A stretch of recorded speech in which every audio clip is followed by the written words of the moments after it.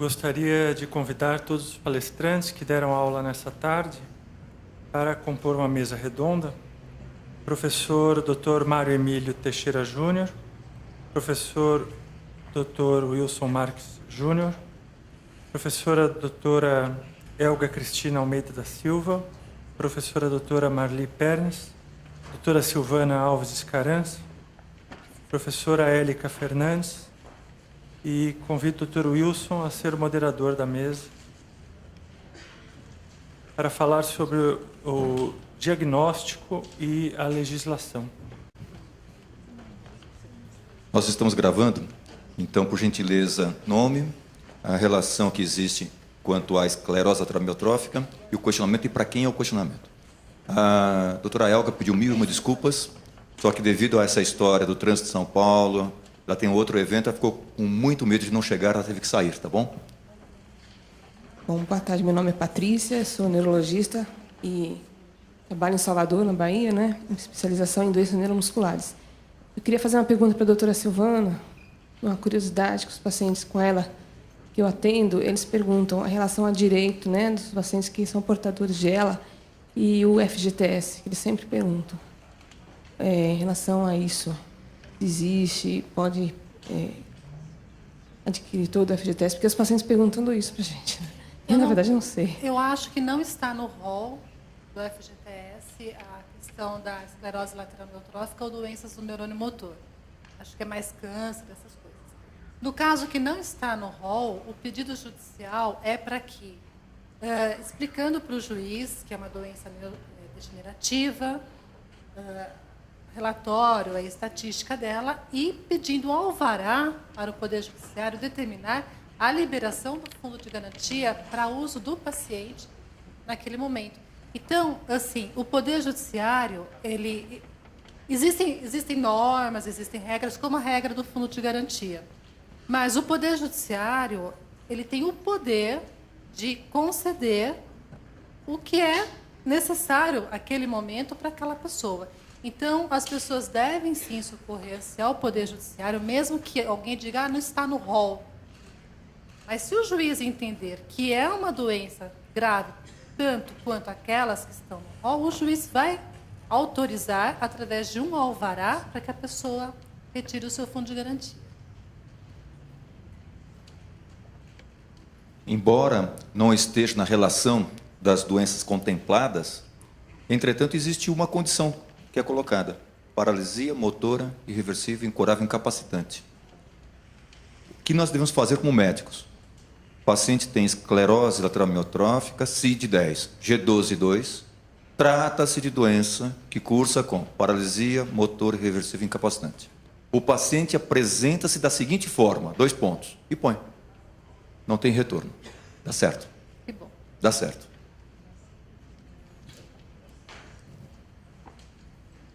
Boa tarde, meu nome é Alan, sou fisioterapeuta, vim lá de Recife e a gente está abrindo um serviço no Hospital da Universidade de Pernambuco para trabalhar com os pacientes com esclerose lateral amiotrófica. E a gente gostaria de saber o que é que a gente faz para fundar uma arela. Pode ser para a Érica.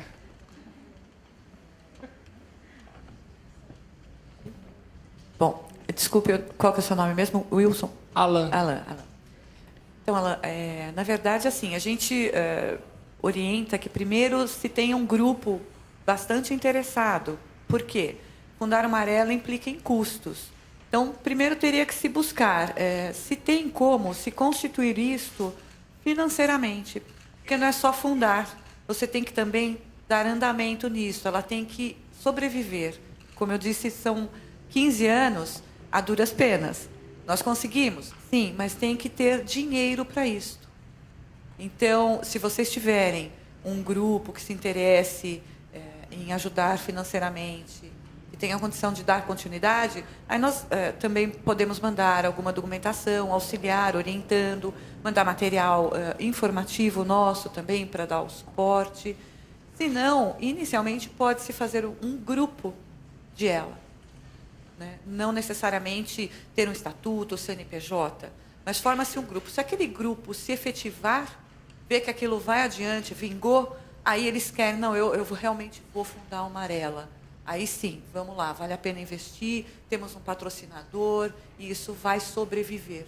Porque senão a associação morre, se não tiver quem auxilie. Tá? Mas aí a gente te dá todo o suporte. Você entra em contato com a gente, manda e-mail, telefona, e a gente manda para você todos os critérios para a fundação de uma Amarela. Tá bom? Diga. Para a doutora Silvana, né?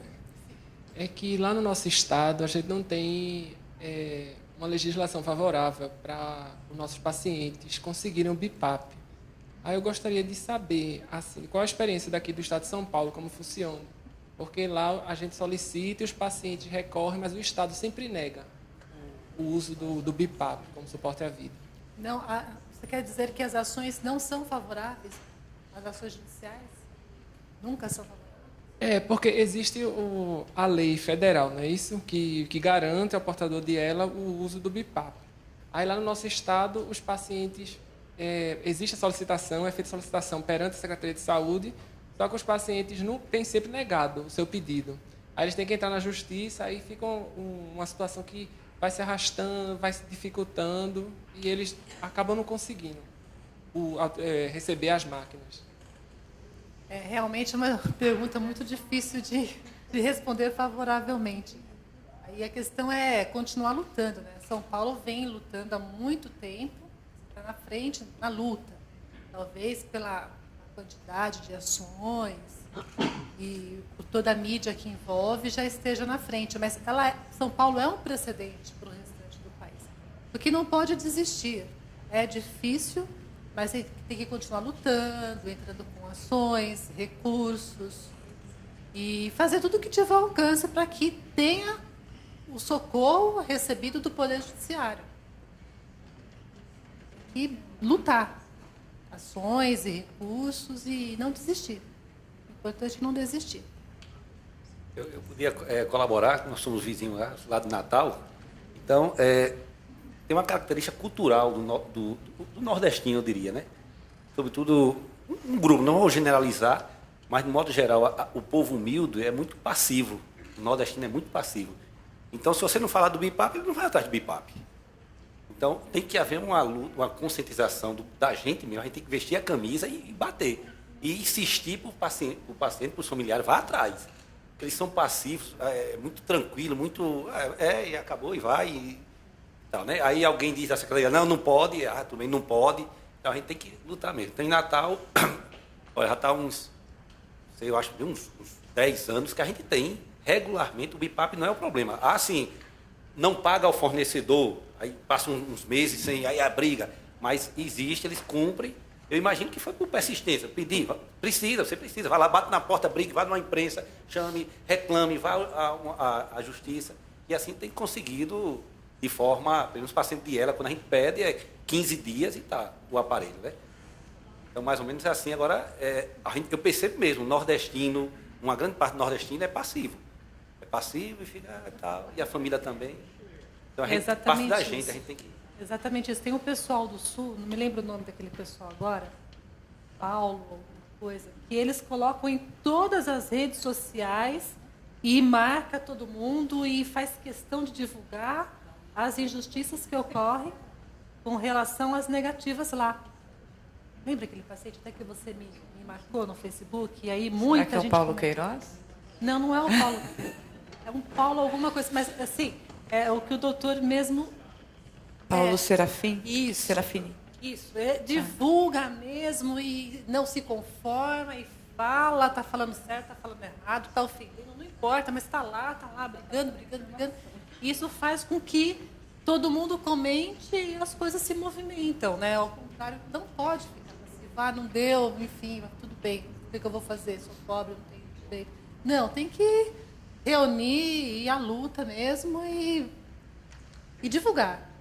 O que o doutor mesmo disse, uma questão cultural, uma questão de persistência, uma questão de inconformismo, em tudo, né? Em tudo, no direito, é assim que vai, é assim que começa. Doutora Silvana, tem também eu já ouvi de alguns pacientes, quando a gente fala, olha, você tem o direito, mas a senhora tem certeza que eu tenho direito? As pessoas não acreditam que elas têm direito, às vezes, né? Mas, enfim, aqui em São Paulo nós também estamos com o problema do BIPAP agora. Né?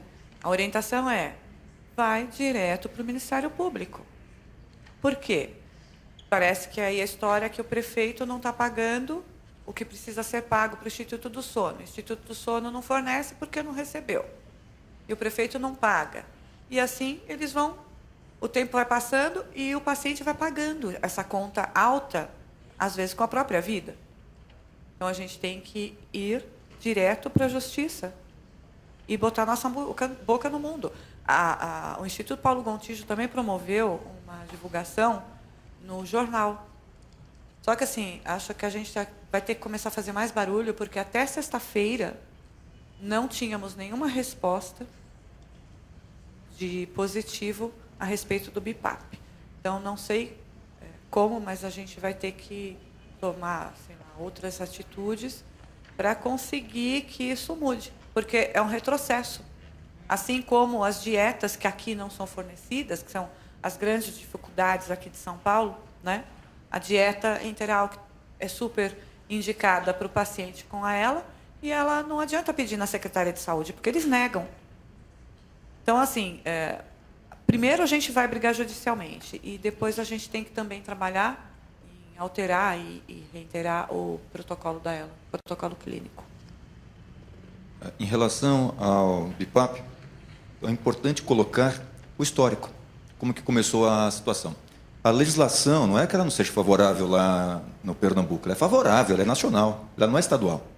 Ou seja, ela é bem clara lá. O Estado ele tem que fornecer. Agora, se ele não oferece por bem, ele tem que oferecer de outro jeito. E a forma é Ministério Público mesmo. Então, tem todo o caminho para isso. E aqui em São Paulo começou a chegar para o governador, na época, do Estado de São Paulo, essa condição do BIPAP, que ele repassou para o prefeito, que para o secretário da Saúde, lógico, e ou dê ou será preso. É isso que tem que funcionar. Não tem outra forma. Agora, eu não dou porque a multa de R$1.000, por exemplo, do home care, R$1.000 é muito menos que um dia de internação.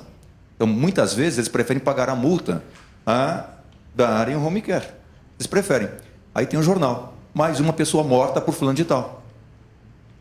Mais uma pessoa sem ar por causa de fulano de tal. E como é que nós temos uma rede social para isso? Essa é a forma de pressionar. E nós temos o comecinho de outubro de 2014. Temos eleição. Poxa vida, é a hora de a gente se movimentar. Mas não movimentar só na rua, tal. A internet é um jeito muito legal de se movimentar. Em relação à Arela, eu gostaria, por gentileza, que o Francisco colocasse como que a Arela RS está sobrevivendo. Você achou que ia ganhar o jeton de graça, né? É mole, é isso mesmo, eles ignoram as decisões judiciais. São Paulo, hoje, é greve, e ontem foi colocada. Ela é ilegal. Mas não adiantou nada. Bom, acho que a Arela Rio Grande do Sul é um bom case, né, para seguir o espaço. Começou exatamente como a Élica falou, né? Se juntou um grupo de pessoas que demorou uns 2, 3 anos para ter uma constituição jurídica, né, bem feita, CNPJ, conta, estatutos e tudo mais, mas é o tempo realmente que precisa para amadurecer, né? E claro que as coisas já foram mais fáceis para todo mundo, né? Existia um tempo onde patrocínios no mundo da escala trombotrófica vinham da indústria farmacêutica, né? E, felizmente, nós conseguimos ainda pegar um finalzinho dessa era que nos fez passar pelos momentos mais difíceis, que eram de estruturação. Agora, a gente sobrevive de eventos, né? Se faz cursos para capacitação de cuidadores de pacientes com ela, tem contribuições que são espontâneas dos associados, eventos de caridade, brechós, tem uma série de situações que ajudam a levantar dinheiro para manter uma estrutura que é mínima, né? E esse é o outro segredo. Quanto menor a estrutura, mais barato é de manter. E a nossa estrutura, o pessoal da diretoria faz mágicas para fazer render pouco de recursos que se tem. Mas eu acho que o caminho é esse, né? Tentar juntar um grupo que queira trabalhar, que passe o teste do tempo e passe o teste das privações. No início também é muito difícil. Passado isso, a tendência é que dê certo.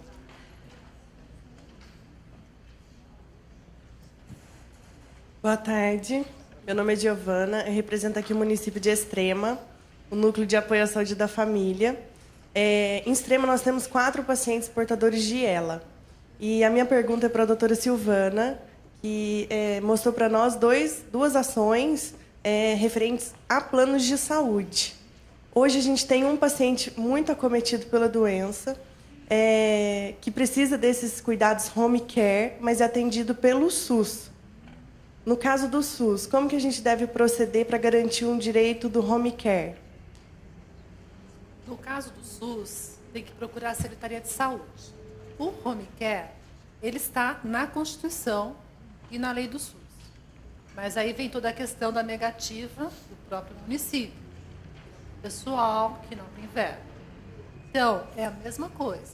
Precisa entrar com ação judicial, obrigação de fazer, porque a lei está lá dizendo que tem que prestar, tem que fornecer, tem que dar. E provocar o Poder Judiciário para que o juiz determine que o Estado, ou o município, no caso, cumpra aquele trabalho de home care, que é assistência domiciliar. Se vai conseguir, é uma outra história, mas tem que lutar.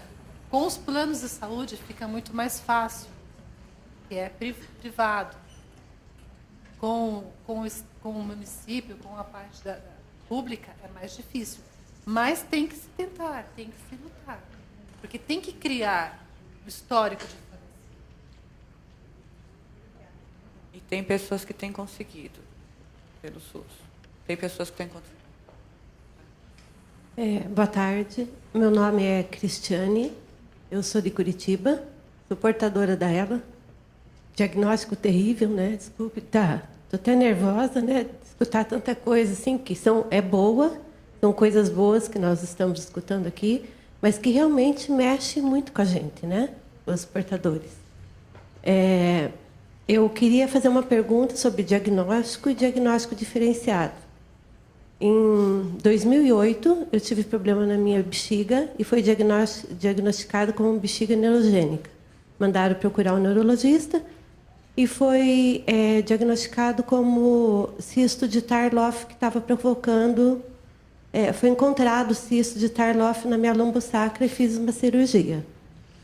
Depois da cirurgia, em 2008, até 2010, normal, tive fazia fisioterapia, né? Consegui, aos poucos, voltando à urina normal.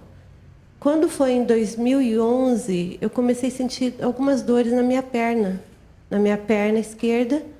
Assim, tropeçava com bastante frequência. Para subir e descer a escada, com um pouco de dificuldade. Voltei e fui procurar meu neurologista. Ele falou que deveria ser problema da cirurgia, alguma coisa. Daí foi feita uma pesquisa. Em agosto de 2012, eu fui internada, assim, com muita fraqueza na perna e no braço. Eu comecei a sentir no lavar a cabeça, dirigir, a minha fraqueza do lado esquerdo. E fiz vários exames, eletroneuromiografia, ressonância magnética, bastante exames com neurologistas, né? E em novembro eu tive o diagnóstico que foi ELA. Só que o diagnóstico foi me dado, eu estava sozinha, então é muito interessante de como recebemos o diagnóstico. Quando falou que era ELA, para mim era como se estivesse falando que era uma catapora, alguma coisa assim, não sabia nada do que era aquilo. Você vai recorrer à rede, né? Quando eu li aquilo, eu falei, meu Deus, tenho 3 meses de vida, o que eu vou fazer primeiro? Então, assim, me senti muito fragilizada, né? E não acreditei que eu tinha aquilo. Fui procurar um outro médico, fiz outro exame, eletroneuromiografia, foi constatado novamente. E continuo não acreditando, porque acho que eu ainda não encontrei um profissional que me desse todas as informações ou todas as indagações sobre esse processo da doença, né? Então, aos poucos, eu estou sentindo no meu corpo a resposta disso, né? Então, acho que seria bem melhor se a gente tivesse um diagnóstico e que fosse realmente orientado. Qual é o procedimento, o que vai, como será a doença, né? Então, eu estou conhecendo a doença no meu corpo. Então, isso é duro. Eu prefiro ainda não acreditar que eu tenho. Então, se precisar de uns 10 médicos, né? Até encontrar aquele um que fala assim, olha, isso, comprova que você tem, né? Então, eu realmente preciso de uma ajuda. Estou vindo aqui, né? Porque eu espero, assim, realmente que essa indagação e esse meu vazio de informação venha realmente me ajudar para que eu aceite e realmente, assim, melhore no meu tratamento, né? Estou fazendo uso do Riluzol faz 1 ano já. E é isso. Obrigada. Desculpe.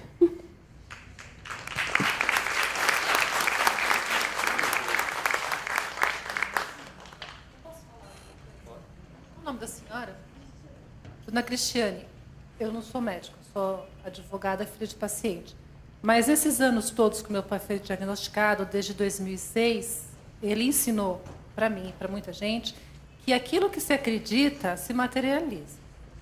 De alguma forma ou de outra. Se a senhora não acredita e a senhora luta, na minha opinião, acho que a senhora deve continuar assim, porque é essa força que vai dar para a senhora para aceitar ou não aceitar e conviver, porque há um diagnóstico de ela, mas existem várias outras causas que também trazem a morte, todos nós. Então, é assim, eu acho que tem que continuar lutando, como no direito.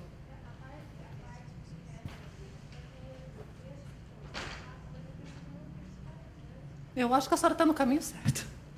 Não acreditar.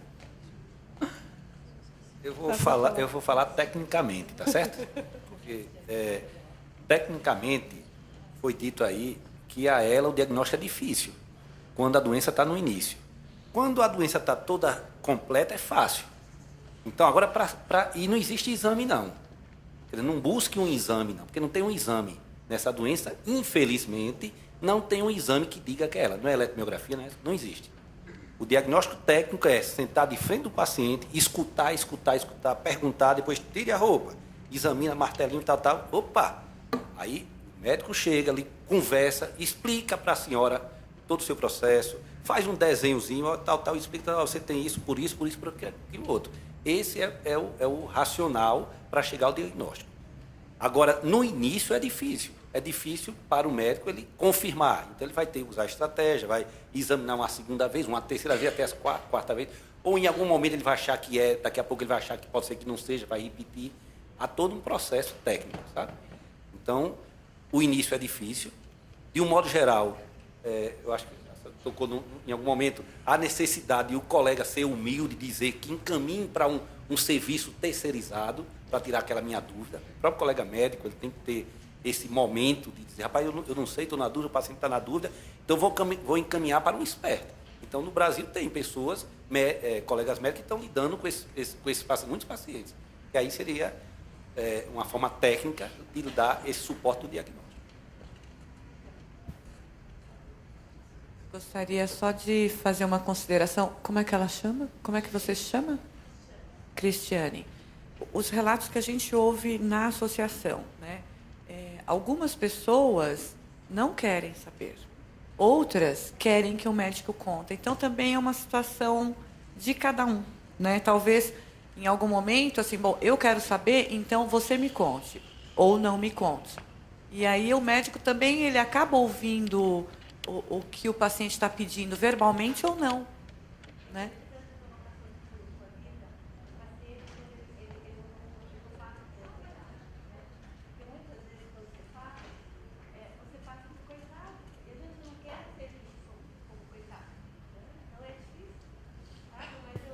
Que o que vocês estão fazendo é maravilhoso, porque está proporcionando realmente o conhecimento, né? Eu, como paciente, eu estou atrás do conhecimento, porque eu acho assim, por mais que eu não aceite, eu não tenho, eu quero conhecimento para provar que eu não tenho, né? Então, acho que isso faz parte, por mais que passei por médicos, passei aquilo, mas eu não consigo aceitar, né? E eu vou lutar. Eu sou uma pessoa assim que, como quem diz, eu sou professora da rede estadual e eu acredito que a gente pode mudar muitas coisas, né? E se eu passo isso para meus alunos, que você pode mudar uma situação atual deles, eu também posso mudar a minha situação, ou aceitando, né, com conhecimento, para provar que eu tenho ou para provar que eu não tenho. Obrigada.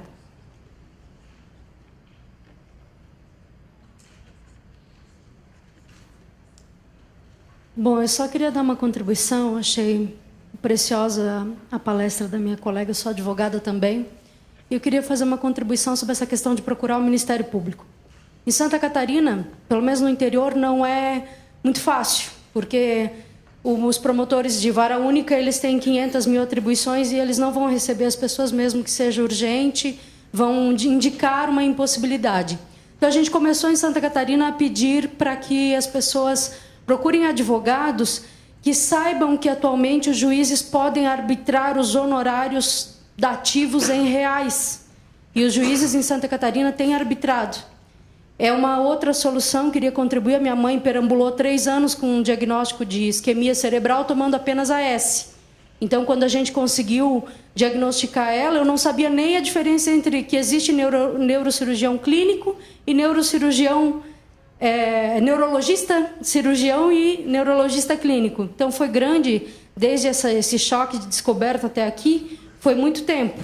Então, tem essa opção de, às vezes, recorrer a um advogado que saiba que o juiz pode arbitrar, que ele possa doar o trabalho dele inicialmente, mas que depois o juiz possa arbitrar os honorários dele em reais, para não é garantia de que ele vai receber, mas às vezes é uma alternativa, porque nas capitais tem Ministério Público assim, mas no interior não tem.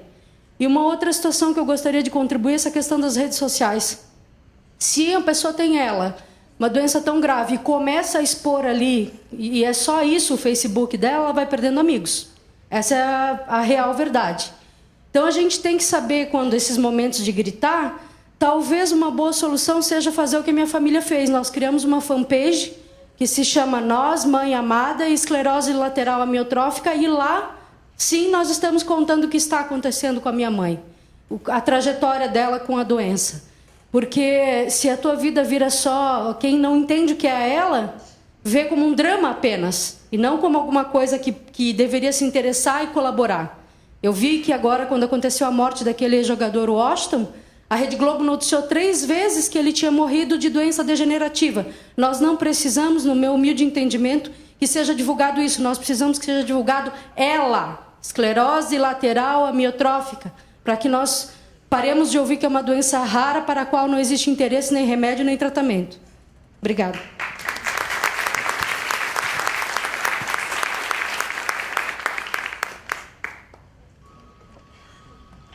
Boa tarde. Minha pergunta é para a doutora Silvana também. Minha tia, eu sou de Osasco, meu nome é Rosângela. Minha tia também tem ela. Minha tia tem 58 anos, não trabalhava, ela tinha um brechó na casa dela. E não tem renda, não tem ajuda nenhuma. Hoje, quem tem arcado com toda a situação sou eu. E entrei com um processo, né? Entrei com um processo para tentar alguma ajuda, né? A segunda orientação, uma amiga pegou a situação, ela é advogada, ela falou, vou tentar alguma coisa. E ela entrou com um processo para, eu acho que tem uma verba que ajuda para doença, auxílio-doença, alguma coisa assim. Ela entrou contra a federal, para ser mais rápido. LOAS, LOAS. Benefício de Prestação Continuada. Então, o LOAS é um benefício, ele não é efetivo, ele é para a própria pessoa. Quando a pessoa morre, o benefício cessa. Não é transferido a ninguém, como a aposentadoria, por exemplo. Uhum. E ele só será concedido mediante a renda per capita ser igual ou inferior a 1/4 de salário mínimo. Ou seja, Mora você e a sua tia. Existe um salário mínimo de renda, você já não tem mais o direito. Porque significa que fica 300 e poucos reais para cada uma. Por quê? O benefício ele é um benefício de miserabilidade.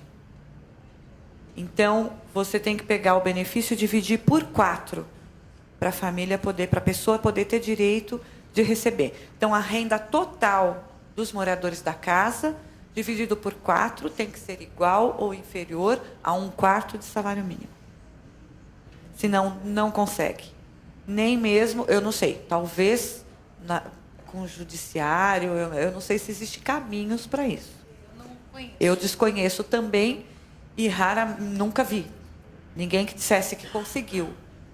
Tá? Às vezes, por exemplo, a gente tem, não pela associação, mas como serviço social, nós já auxiliamos algumas famílias que têm as crianças com Duchenne, por exemplo. Tem 2, 3 filhos na mesma casa com a mesma doença.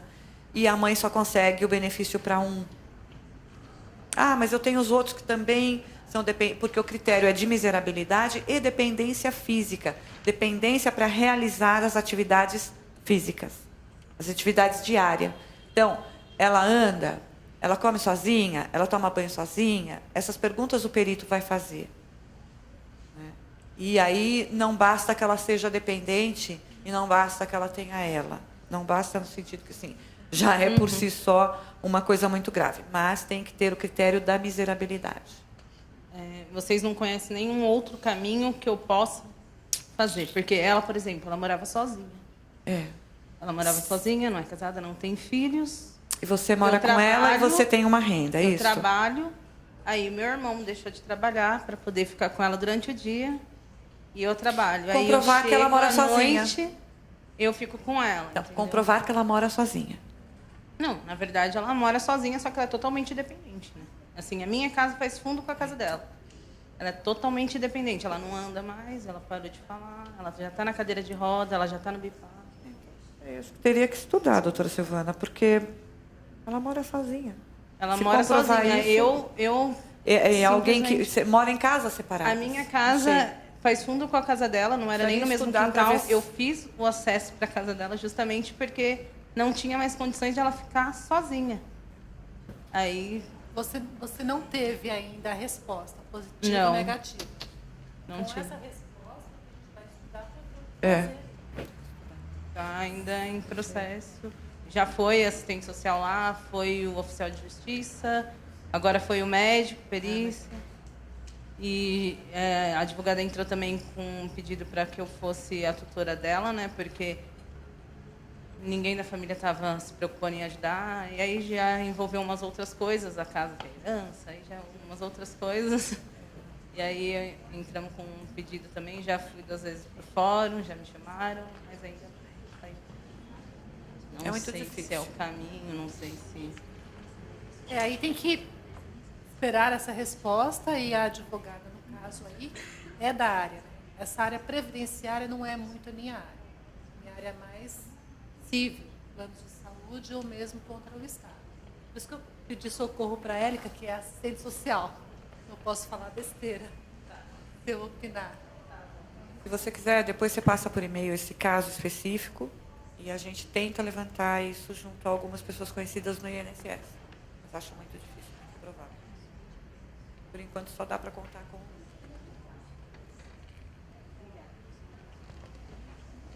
Agora, boa tarde. Novamente, eu sou o Carlos, casado com uma paciente de ELA, sendo que é uma ELA familiar. Mas a pergunta uma dúvida que surgiu agora na parte da tarde, na palestra do Dr. Mário Emílio e do Dr. Wilson, não puder me responder, Dr. Wilson, sobre dificuldade de diagnóstico e diagnóstico difícil. Falado sobre o diagnóstico, conceito de ELA clássico, que é aquele remoto de um tempo mais atrás, e falado sobre hoje, o conceito moderno. Um paciente que tenha sido incluído no conceito clássico há um tempo atrás, levando em conta é familiar, 15 anos, nós temos conhecimento que tem sobrevida maior do que 3 anos, como alguns outros, mas infelizmente tem. que foi incluído nesse grupo de ela, hoje, com novo conceito, com novo conhecimento, com novos estudos, pode vir a acontecer de, se fizer um novo exame, essa pessoa ser excluída do grupo de ela, vir a ser uma outra doença, ou não? Aquele diagnóstico antigo, inicial, feito, ele prevalece ainda hoje? É difícil da gente falar sem estar vendo o paciente, né?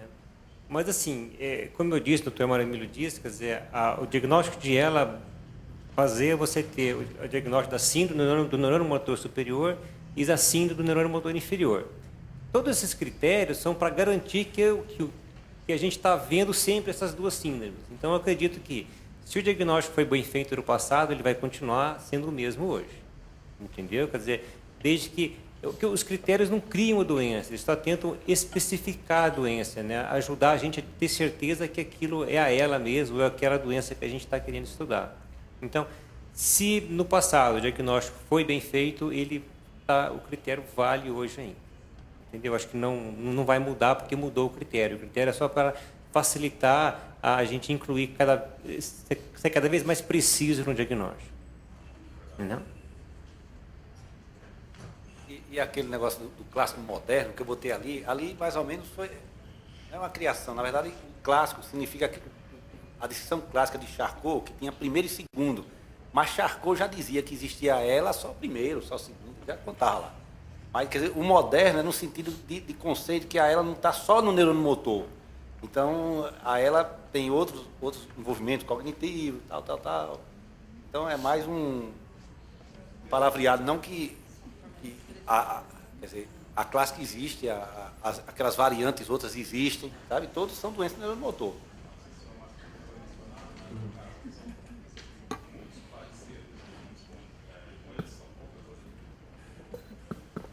Como são poucas coisas que diferem a ela de várias doenças parecidas, não consegui entender o tempo que seria o clássico, que se fosse uma coisa, não levei assim para o tempo de Charcot, para um diagnóstico hoje com toda a infraestrutura que tem. Se havia esse estudo, para que se fosse eliminado justamente o quantitativo ou o sofrimento de pessoas que podem haver um diagnóstico sem levar para o fator erro médico, nada disso. Mas que a ciência, a medicina tenha provado ou visto hoje que, não, verificamos que essa pessoa ou esse caso não mais se encaixa numa ela, mas numa outra atrofia pura e simplesmente. É só inferior, ela não é uma ela. Foi só essa questão de tempo entre o clássico e o moderno. Obrigado. Em relação ao tema dando e recebendo diagnóstico, doutora Marli, eu tive a oportunidade de escutar uma história de uma paciente de 52 anos. Ela passou em consulta, foi solicitado para ela a realização de alguns exames, incluindo-se ressonância magnética encefálica de coluna cervical também. Ela passou no médico, estava acompanhando-a, o médico olhou os exames e disse para ela o seguinte: olha, vou ter que estudar esses resultados, de telefone à noite, tudo bem? Ou eu entro em contato com a senhora via internet. E assim ele entrou em contato via internet com ela. E o contato foi: olha, estudei bastante, eu acho que não tenho dúvida do diagnóstico que a senhora tem. A senhora tem um negócio que está num site chamado ALS Hope. A senhora entra nesse site que a senhora vai encontrar-se lá, com todas as informações. Ela achou muito interessante, porque a ALS Hope de esperança, poderia ser alguma coisa muito interessante também. Aí quando ela entra no site, e ela põe para traduzir para o português, a ALS, a amiotrófica esclerose, esclerose lateral amiotrófica, Hope Esperança, que era desse site, e de repente ela se viu diagnosticada via internet, que ela tinha esclerose lateral amiotrófica, pelo menos presumida naquela ocasião.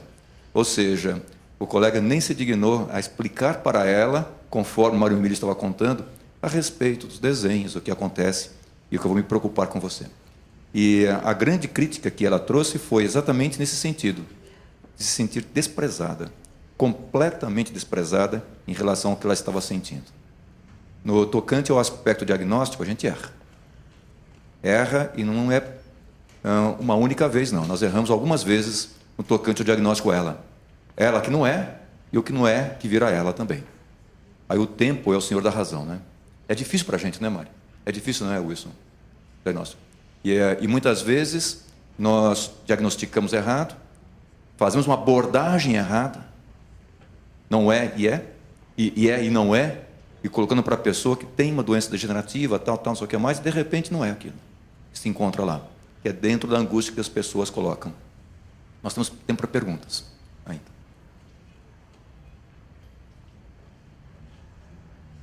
O pessoal está muito calado hoje, eu acho que é a greve lá fora.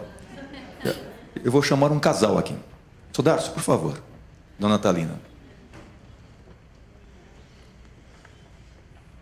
A Abrela, ela foi fundada em 99.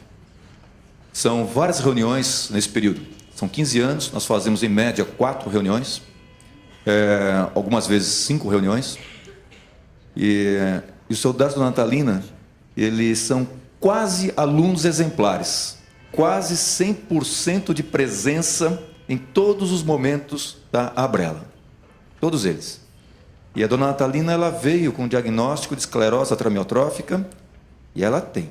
Eu gostaria que o Sr. Darcio colocasse para nós, contasse para nós, qual foi a experiência que ele teve no tocante ao aspecto diagnóstico, o aspecto de abordagem diagnóstica e abordagem de orientação para a Dona Natalina.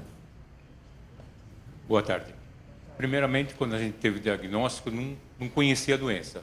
Então, a gente começou a pesquisar, olhar, conversar. E, por sorte, o diagnóstico dela foi feito em setembro de 96. E aí a gente andava conversando, ia com um médico, com outro, tal. E, por sorte, apareceu a Abrela. Um colega meu viu no jornalzinho que tinha acabado de ser fundada a Abrela. Então, nós viemos aqui, e aqui é onde a gente aprendeu a mais cuidar dela, e ter novos conhecimentos, e ter um apoio, eu diria até apoio espiritual, dessa equipe maravilhosa. Quando foi dado o diagnóstico, como foi dada a condição do prognóstico e tratamento? Nessa oportunidade de 96. Do médico? Peguei o resultado, levei no médico, e ele começou a falar que aquela famosa doença incurável, não tem jeito, tal. E nesse momento ela começou a chorar. Então ele pegou, foi muito frio, encerrou a consulta. Na hora que nós estávamos saindo, ele me fez um sinal. Você me telefona depois. Bom, tinha um outro, não foi telefonar em casa, né? Peguei, fui sair, fui telefonar em outro lugar, e ele falou, eu não completei porque não ia adiantar, ela ia continuar chorando, ficava ruim. Mas a doença é incurável e irreversível, ela vai parar de andar, vai para uma cadeira de rodas, vai para a cama. E parou. Não completou, mas deu para entender o que seria. E, na época, era 3 a 5 anos a média de vida útil. Só que a bicha aqui, sangue ruim, está aí com 18 anos. Falou que aqui ela não manda, não. Nós não convidamos ela para morar com a gente, então ela que procure outro jeito, porque aqui não vai ter sucesso, não.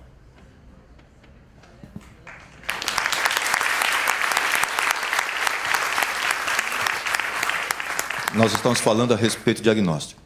Um problema que nós temos é que temos que dar um nome para alguma coisa. Será que nós precisamos dar nome para tudo que nós temos? Exemplo para essa enfermidade? E será que a Dona Natalina tem ela? Será que o Stephen Hawking tem ela? E há pessoas que questionam. Ela tem, de acordo com os critérios clínicos, ela tem ela. De acordo com aquilo que foi colocado pelo Wilson, pelo Mário, ela tem ela. Os exames são de ela. Só que vejam só, 96, 2014, 18 anos já. 18 anos já. Do diagnóstico tinha já algum tempo já de manifestação clínica. 19 anos que ela tem. Foi dado um prognóstico em cima de uma possível enfermidade que foi colocada lá. E a dona Natalina, eu até brinco, é a Natalina Button, daquele filme Benjamin Button. Nos últimos anos, ela tem melhorado. E há pessoas que falam que não existem milagres. Poxa vida, olha aqui, né? Olha, um belo milagre. É o do viver. Todos os momentos. Todos os momentos. Por isso que, todas as vezes, quando eu vou dar um diagnóstico para alguém, eu penso na senhora, Natalina. E eu penso no seu Darcy. Todas as vezes. Eu penso em vocês.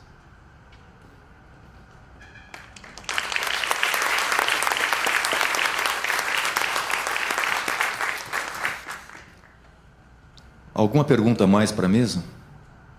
Aproveitem, porque o jeton deles vai até às 18 horas. Aqui, por gentileza, aqui na frente. Não, porque tem que gravar. Precisa gravar, senão não sai tua pergunta. Você pode passar a pergunta para outra pessoa, se quiser. Carlinhos, deixa eu contar um caso também, vai. Pode. Quem faz pergunta? Pode. Eu tive uma paciente, né, assim, ela, a mãe de vários colegas da universidade lá em Ribeirão, um deles é professor aqui na USP em São Paulo também, e ela quer dizer, ela tinha doença neuromotor inferior, doença neuromotor superior, né, assim, preenchia o critério, né, não tinha nenhuma doença a mais, né, e assim, eu nunca dou um prognóstico, né, que se a família insiste muito, eu falo, olha, a média que eles citam na literatura é X. E eu segui essa paciente durante 2, 3 anos e ela foi piorando, foi parar para cadeira de rodas, né? Aí um dia eu estava andando no hospital e vi ela andando assim, não é possível. Eu falei, não é possível, né? Quer dizer, aí eu falar com o filho dela, mas e aí? Falei, andando. Eles se trataram? Não, ela começou a melhorar e ela está andando. E hoje ela vai no nosso ambulatório ainda, né? Ela tem 92 anos de idade, alguma coisa assim, né? E ela tinha o diagnóstico de ela e ela está andando hoje, ela vai lá, ela brinca comigo, a senhora errou, hein, doutor? Eu falei, errei. Aí vai lá, me beija, ela brinca comigo, tal. Eu falei, mas eu não falei que será? Eu falei, né, quer dizer, e assim, então, e estava preparando essa aula aqui hoje, de um trabalho do Bradley, né, e ele fala que ele já viu alguns casos que sararam, né, que preenchiam o critério igual é preconizado pela Federação Mundial de Neurologia, quer dizer, na realidade, o que eu acho que sobre ela, assim, são várias doenças diferentes, né? Vários mecanismos diferentes, né? Certamente aí existem alguns mecanismos que são autolimitados e a gente classifica como sendo uma coisa só. Uma das coisas que a genética trouxe para a gente é que doenças que a gente achava que eram diferentes são a mesma doença, mutação no mesmo gene, e mutações no mesmo gene causam doenças completamente diferentes, né? E assim, e essa variabilidade, por exemplo, um outro caso, né, quer dizer, o Stephen Hawking, né? Quando eu morei na Inglaterra, o meu professor era o médico dele, ele falava que ele não tinha ela, né? Aí um dia foi um paciente lá em Garcia, lá em Ribeirão, que era um professor também, universitário, então eu falei, olha, um dos médicos do Stephen Hawking foi meu professor e ele falou que ele não tem ela. E aí ele colocou na internet, aí nunca mais... Aí ele falou assim, olha, o meu médico, o professor Wilson, falou isso. Aí 500 falaram assim, olha, o meu médico, o professor Acari, falou que é, e ele é bom, o senhor não é. Aí eu nunca mais falei mais nada, né? Eu fiquei quietinho lá.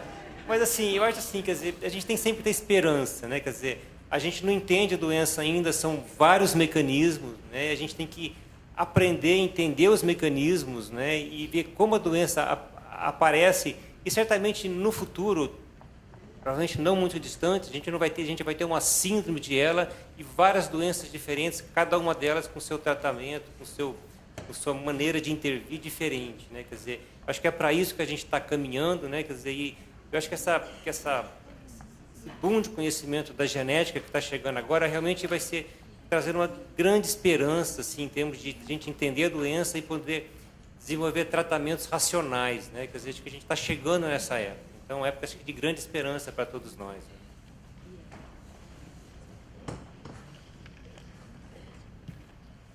Bom, boa tarde, meu nome é Marilda e a minha pergunta é de uma forma geral.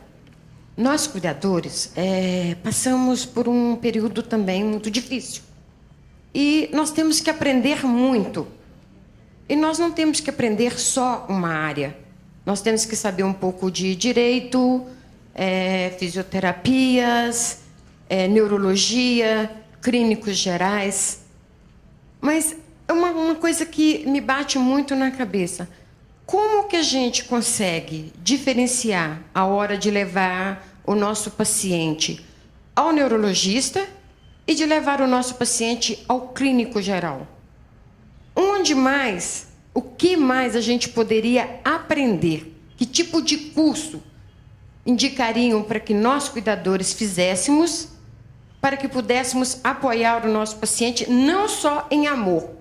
Porque amor eu acho que está mais provado que nós temos aqui e é recíproco, não só do cuidador para o paciente, quanto do paciente, que muitas das vezes eu nem uso o termo paciente. Eu prefiro usar o termo amado, os nossos amados.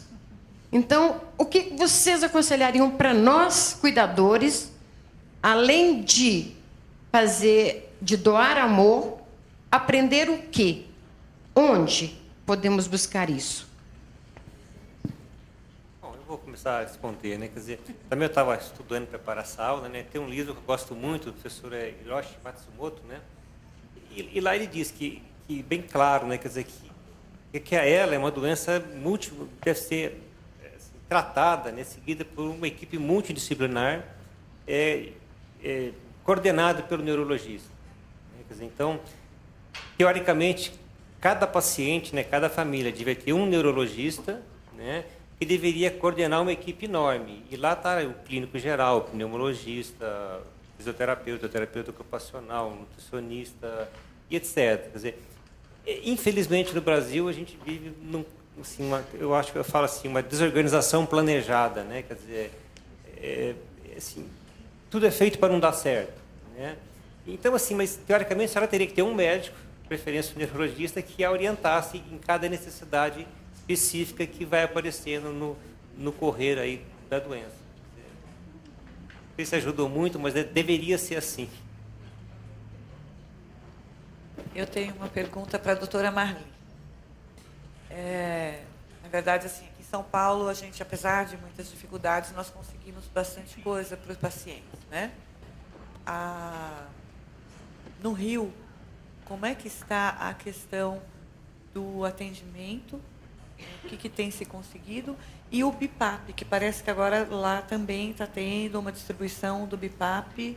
Se isso já está formalizado, se já está acontecendo, como é que isso está?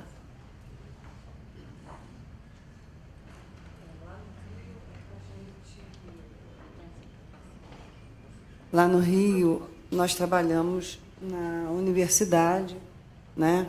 A gente tem esse serviço lá há muitos anos. E a questão do BIPAP, quando a gente começou a trabalhar com ele, foi em 2005. E continuamos com esse problema em adquirir o BIPAP, e a gente recorre ao Ministério Público.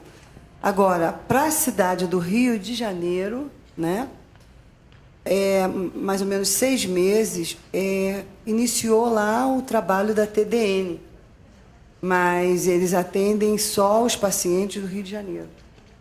Então, os outros pacientes que nos procuram, nós continuamos com o mesmo esquema de recorrer ao Ministério Público.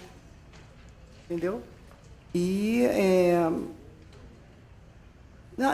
não tivemos grandes problemas. Eu acho assim que os casos que nós acompanhamos e vimos acompanhando com os BIPAPs sendo adquirido pelo Ministério Público, a gente conseguiu acompanhar bem esses casos, e agora veio acrescentar a TDN, mas que, por enquanto, só para os pacientes da cidade do Rio de Janeiro. Não é estadual? Não é estadual. Eu queria fazer um comentário em relação ao diagnóstico. Eu acho extremamente importante isso, porque a gente não costuma ter essa aula na faculdade de como dar notícias ruins, né? E é uma coisa muito importante. Não que a gente, né, goste de estragar o dia de ninguém, mas é que,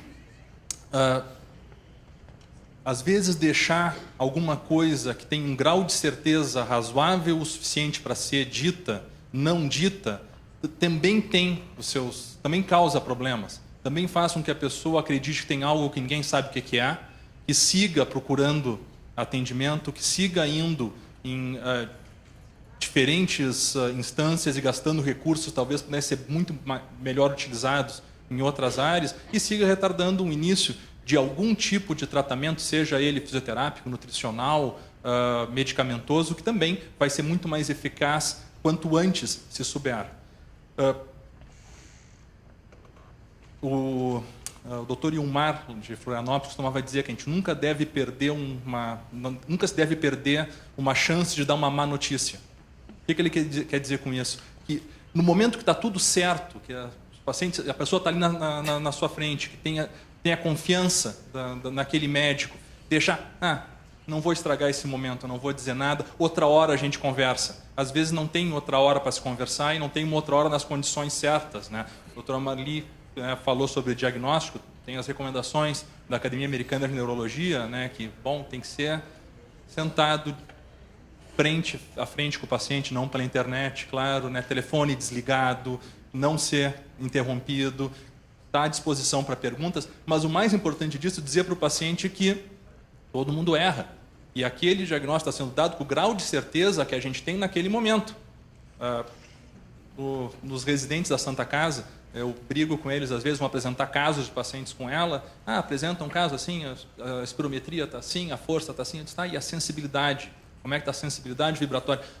Professor, eu não pesquisei, porque não se altera em ela. Eu digo, exatamente. O dia vai ter um paciente, vocês acham que tem ela, porque a sensibilidade vibratória não está alterada. Pesquisam, perguntam sobre continência esfincteriana e está alterada. E talvez esse paciente não tenha ela. Talvez o diagnóstico tenha sido dado errado. E cada vez que o paciente vem ao consultório, a gente tem que se perguntar, será que esse paciente tem mesmo ela ou não? Bom, através do nosso exame diário ali, realmente é ela, vamos em frente, segue o diagnóstico como sendo antes. Mas a gente tem que estar aberto, a gente não deve morrer abraçado num diagnóstico que está se provando claramente que estava errado, né? Pelo histórico do paciente. Tem que ter humildade, e o paciente tem que entender isso, né? E não é a gente não dando o diagnóstico ao paciente ou não dizendo que a gente vai estar ajudando ele. Pelo contrário, tem que dizer que tem o diagnóstico, o prognóstico é extremamente variável, né? O paciente é que vai me dizer como é que vai ser o prognóstico dele, não vou ser eu que vou dizer para ele, e que nem tudo que eles forem ler na internet é verdade. Eu acho que isso é o mais importante, né? E o paciente pega o diagnóstico, entra na internet, então eu já tenho isso há 2 anos e meio, então só tenho mais 6 meses de vida. Não é assim. Isso são coisas que são importantes de se pontuar. E a outra coisa, talvez, com relação a cuidadores, né, e como é que o cuidador pode ele fazer para se aperfeiçoar, talvez essa ideia que até começou lá na Arela do Rio Grande do Sul, por demanda de familiares de pacientes e por demanda de cuidadores, que é dar algum grau de capacitação formal. Isso aqui, claro, já tem muito disso, né? Esse simpósio anual já tem muito disso, mas fazer, às vezes, não sei se há possibilidade de fazer cursos para informação um pouco mais técnica, para dentro das limitações, né, que não invada áreas que são profissionais e regulamentadas. A gente não quer que um familiar seja responsável pela fisioterapia de um paciente, mas é importante ele saber como é que ele vai ajudar o paciente a sentar, qual é o melhor jeito de segurar, qual é o melhor jeito de levantar, né? E isso tem um fundamento técnico, né? Não é só, eu acho que é assim. Eu acho que talvez é interessante isso, e lá nós já fizemos 2 cursos, teve uma boa aceitação por parte de cuidadores e familiares, e tem se provado ser uma boa ideia pelo feedback das pessoas depois.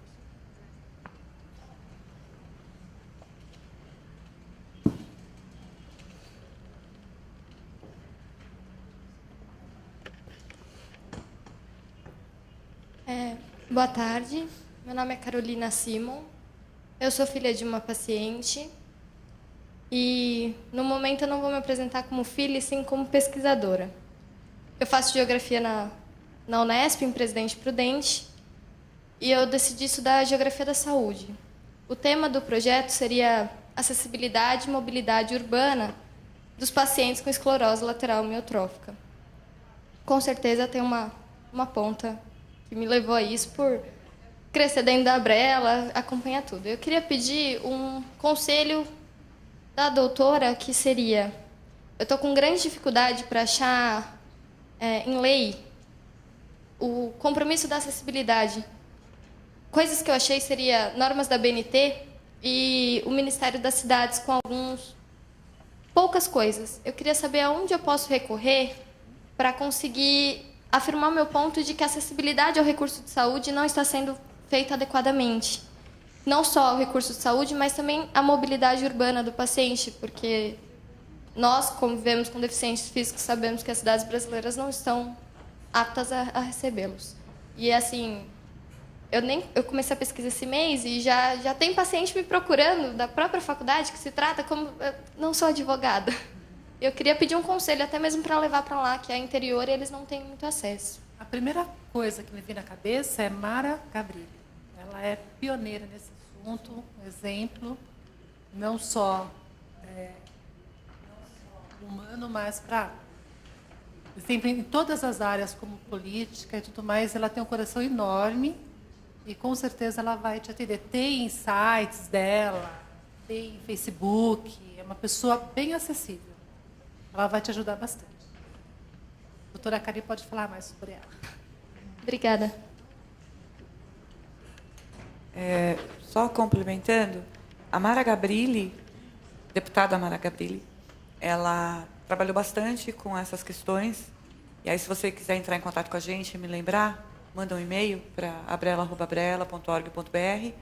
Ela tem os manuais e lá provavelmente tem legislação sobre isso e a gente te manda também. Tá bom? Cartilhas, é bem completo o trabalho dela.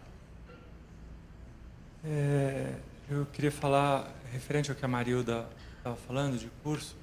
A Arela do Rio Grande do Sul faz esses cursos para cuidadores, que são bem completos. E ontem eu tive com a presidente da Arela e ela vai passar para a gente os moldes desse curso para procura poder replicar esse curso em outros estados. A gente vai ver a possibilidade de fazer, porque é uma demanda muito grande que a gente tem dos cuidadores aprender algumas coisas de como lidar dentro dos limites. E eu não sei se todos que estão aqui vão estar aqui amanhã, que vai ser o dia que vão falar mais os outros profissionais, né, que atendem.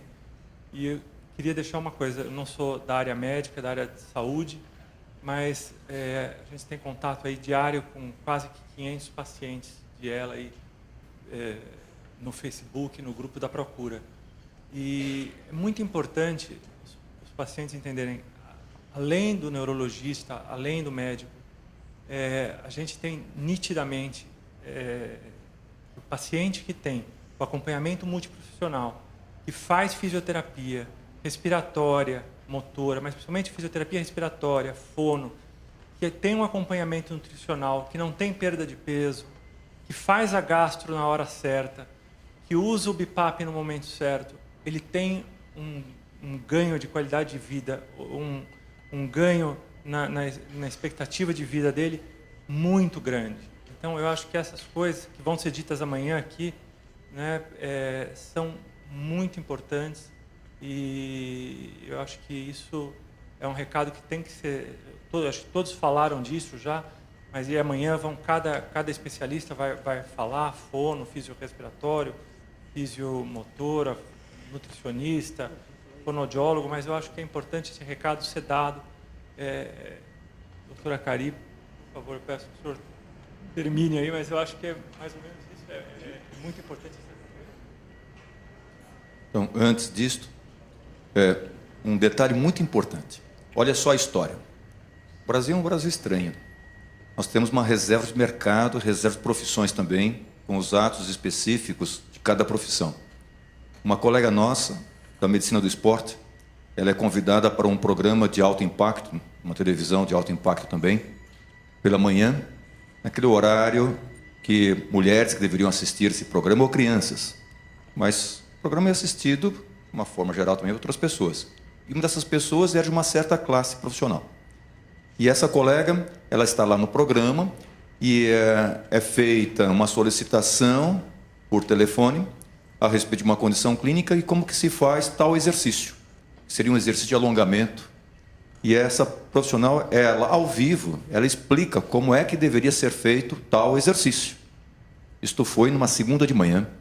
Na sexta-feira, ela estava recebendo uma interpelação de um conselho daquela outra especialidade que se sentiu ofendida porque seria exercício ilegal da profissão. Quando se fala a respeito de cuidador, cuidador não é profissão. Puxa vida, não é profissão. Não existe a profissão cuidador. Embora quase todas as famílias hoje, elas têm seu cuidador. Na China, nós estamos tendo um problema seríssimo, que é a geração 4-2-1. 4 avós, 2 pais, 1 filho.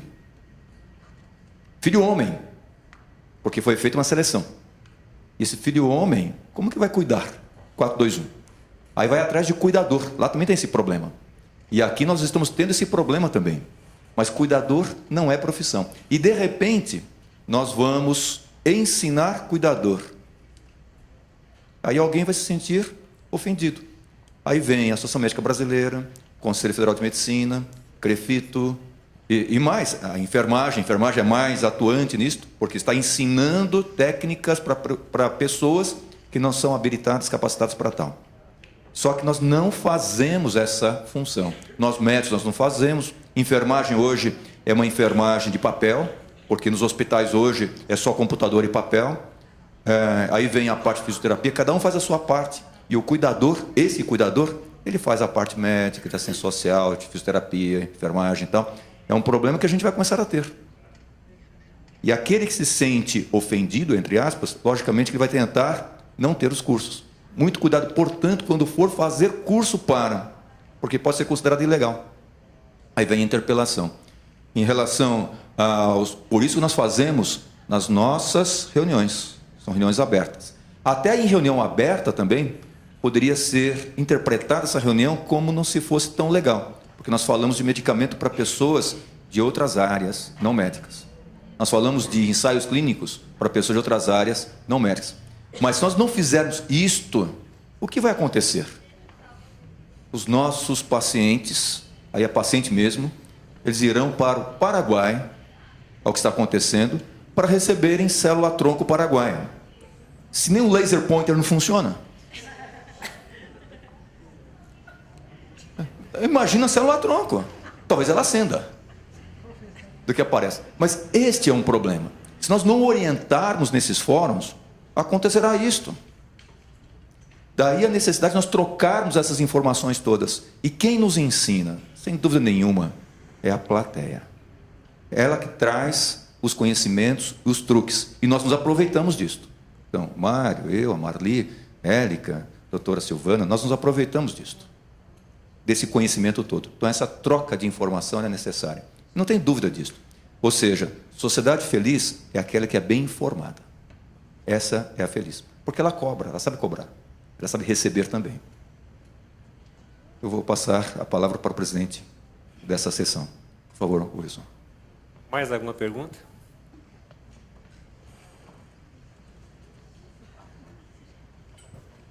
De antemão, eu já gostaria de pedir desculpa pela pergunta que eu vou fazer, porque eu sou um fisioterapeuta especialista em neurologia e na parte respiratória, que tenho, em média, uns 20 atendimentos ou mais por semana em pacientes de esclerose lateral, em diferentes etapas, idades e avanço da doença. Quem vai fazer a pergunta agora é o Tiago, não fisioterapeuta, mas o Tiago que namora uma mulher que tem esclerose lateral amiotrófica. É o Tiago que deixou um noivado para namorar uma mulher de esclerose lateral amiotrófica, mesmo sabendo de tudo que ele ia passar. É o Tiago que é cuidador, é o Tiago que perde, às vezes, algumas noites de sono, é o cara que gasta R$500 por mês ligando para a casa dela para saber como ela está. Eu queria saber de vocês, com toda a cara de pau, e queria fazer uma pergunta que eu tenho certeza que todo mundo aqui gostaria de fazer, mas que tem um pouco de vergonha e que fica com a mão suada, como eu, e tremendo um pouco. Será que algum dia o meu celular vai tocar de madrugada, sendo a Sandra, ou o Jorge, ou a Cris, ligando para mim de voz embargada, me acordando, falando: Tiago, a gente encontrou a cura. Será que eu posso esperar da ciência? Será que de acordo com a linha do tempo, da evolução da medicina, da evolução da ciência, será que eu posso ter fé que algum dia ainda eu vou conseguir ouvir, eu vou atender o telefone e vou ouvir isso no meu ouvido? Encontramos a cura. Vou tentar responder. Eu não sei se vai ser pelo telefone, mas você vai, um dia nós vamos escutar essa mensagem, né?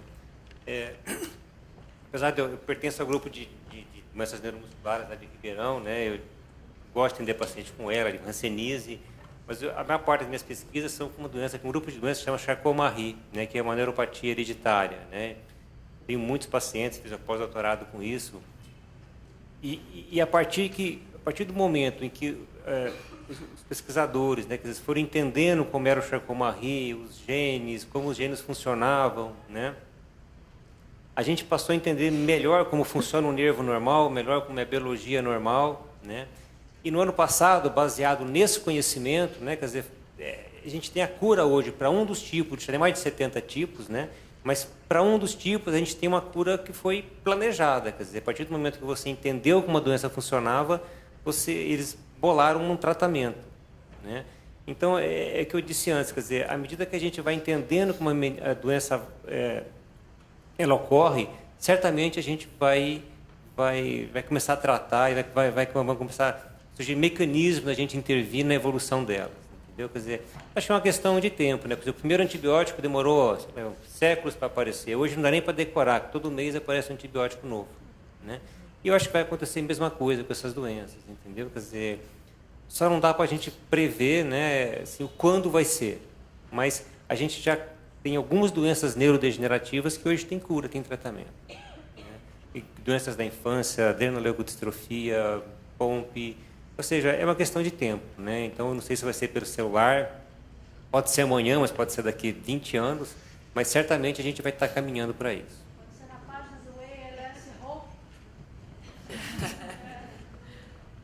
Bom, gente, então, obrigado, né? E a gente se encontra aqui amanhã cedo de novo.